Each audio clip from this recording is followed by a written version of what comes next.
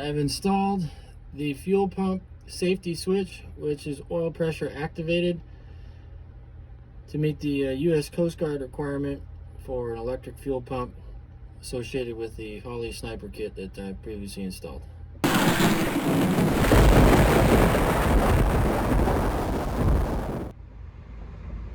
Alright, in order to have the fuel pump come on while the engine is cranking, it's going to be hooked up to a lead that goes to the starter, and I'm just going to tap off the starter solenoid. There's a little more room if I can get a better connection made here than trying to deal with going directly to that lead on the starter down there, which ultimately the power has to come through here first, so that's why I'm going to do it here.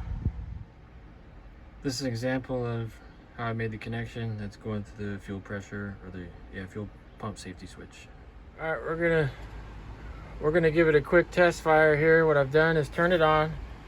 The fuel pump did not prime because the safety switch is in play. It did give it the squirt. So now we're gonna turn it over, see if it fires up right away or not. All right, here comes the water. Here comes the key.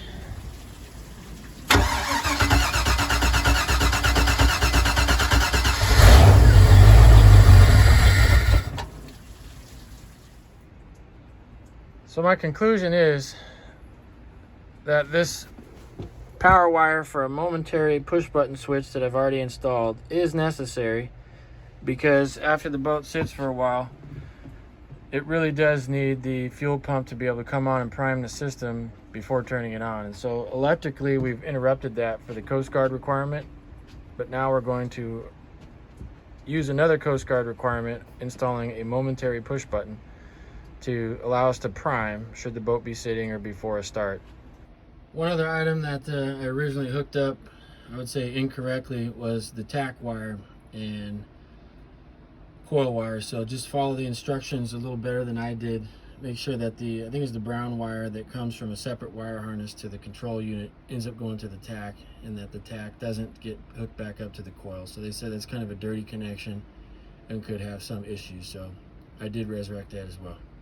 Since determining that after the boat sits for a while, it doesn't start real well without the fuel system being primed, and because of the installation of our oil pressure switch back in here, this guy right in here, we don't get any fuel flow or prime until after the engine has started to crank and or having oil pressure. So I've installed a momentary push button here and hooked this up to a diode, which is our one-way electrical check valve, so that I can prime the system before even turning the key.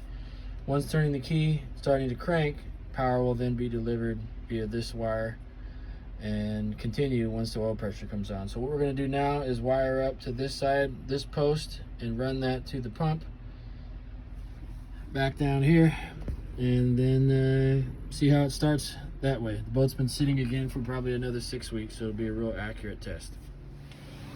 Okay, so we've got the wire now that goes to the pump, leaves here and goes to the pump, all wired up. We're going to give the momentary push button, which I've just kind of installed down here for now. We'll give that a pump,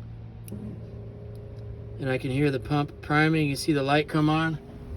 The pump's on back here. I don't know, give it a good 15-20 seconds. Should be good. All right, we've got the water on. Here we are, just going to turn the key. Wait our 3 seconds. I just heard the prime.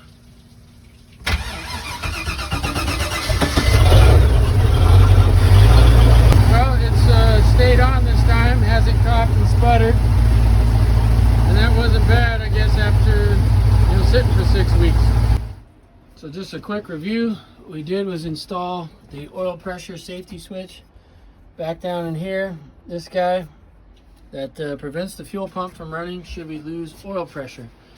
And when the key is in the start position and the engine is cranking, that has a relay that allows it to bypass and allow the fuel pump to start priming.